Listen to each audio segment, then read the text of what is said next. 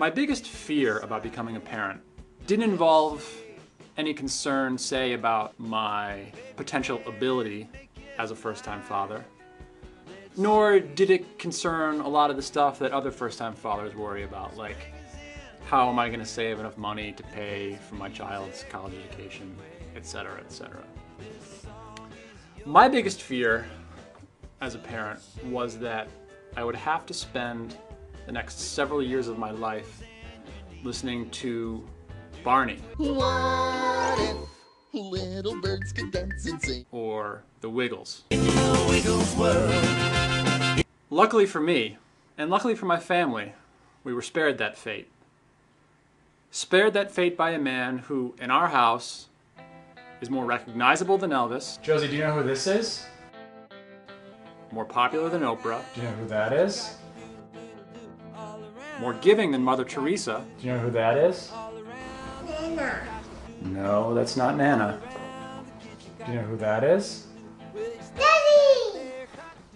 Daddy! Daddy. Terrifying. Do you know who that is? Sissy! And this man is Dan Zanes, a guy who, with his band, not only helped instill a love for music in my daughter, but also allowed me to keep my sanity at the same time.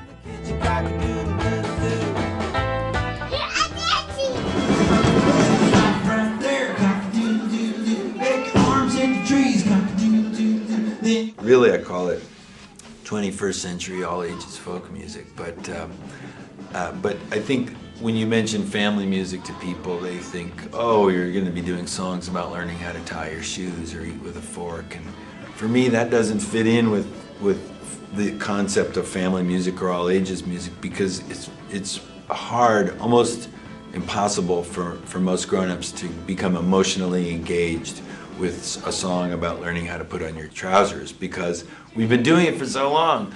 And likewise, it's equally as difficult for a 3-year-old to completely understand a song about romantic love.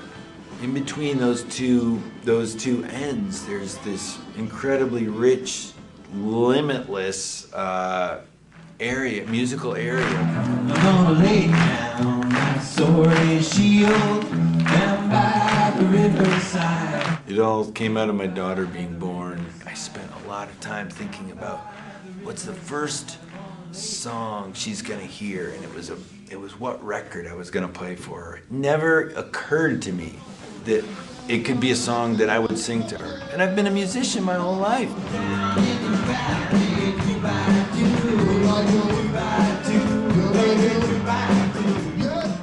I was after a certain kind of sound and I didn't find it, and so I thought I would make it myself. And I really wanted the sound to be handmade, but I also wanted it to be of the 21st century, and I wanted it to be a shared experience.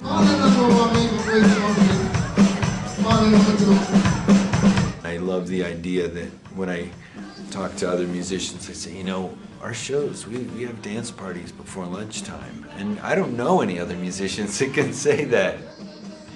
And kids set the tone, so for me, it's as close to being in the Grateful Dead as I'm ever going to get. That's what these shows are like. Whether it's 150 seats or Carnegie Hall, it's always that semi-unglued situation where it's an underlying chaos that makes it all feel like a Grateful Dead show.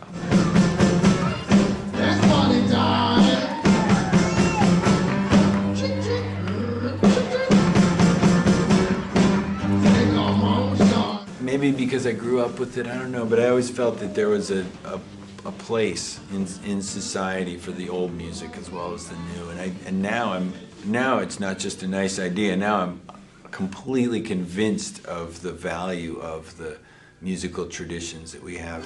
Washington at Valley Forge, freezing cold at Expo George. So much of that music is social music. It's really music that people get together and either sing together or sing for each other. It's a way of telling stories. It's a way of us connecting and being connected to our heritage. I certainly know the joy that that comes from it, in the sense of life's possibilities, in the sense of connection, in the way that it restores the spirits, and that's what we need. Bail the boats up the river. It's really much more meaningful that somebody sings than that they sing in tune, because if you're with a group of people and you're sitting there and you're not singing, you're taking energy away from the whole thing. If you're singing and you're singing out of tune, it's not going to bother anybody anyway, unless you're standing up and singing 10 times louder.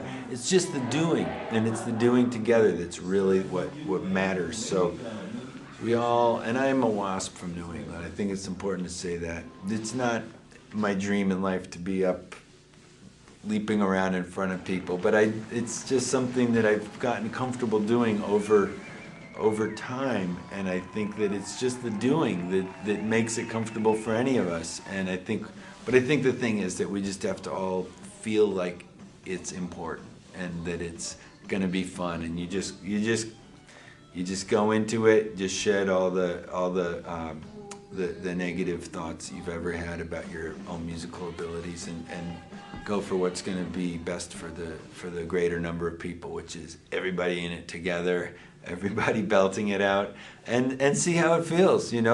Come back and tell me it didn't feel good. I won't believe it. Everybody's talking about a day up at the lake. So let's get our bags and guitars and all the food that we can take. These are divisive times, but music will bring us together. Computers won't, iPods won't, TVs won't, but music making will bring people together like nothing else. Now to catch it.